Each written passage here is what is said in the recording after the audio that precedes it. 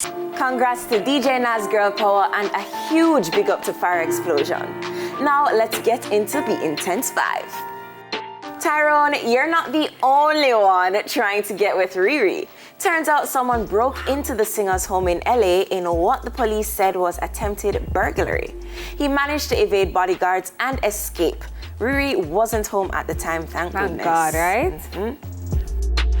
I'm sorry, but the White House has asked for the rules relating to drug use for their athletes be reviewed after Sha'Carri Richards tested positive for marijuana, which she said she used to cope with her mother's death. No comment there, but can't wait to see the Jamaican athletes, yes, in Tokyo, right here on TVJ. Yeah. Excitement. That is the excitement, yes. 4 children in 1 year, Nick Cannon says he's planned all these pregnancies with these different women for a reason. He says these are the women who were supposed to get pregnant for him. Okay, cool. By the way, he's on baby number 7.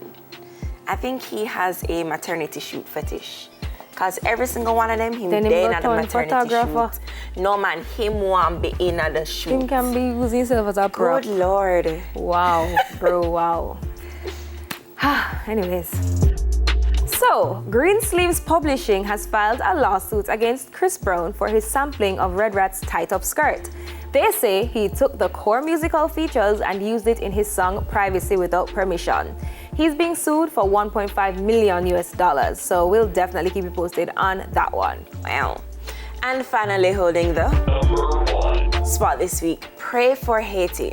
Their president was assassinated in his home earlier this week by a group of men.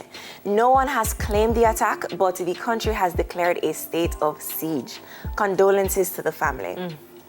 That's it for the Intense 5 this week. Remember to follow us on IG at TVJ Intense for everything entertainment. Up next, Alpha has big plans and Yaxter is definitely excited to go outside again.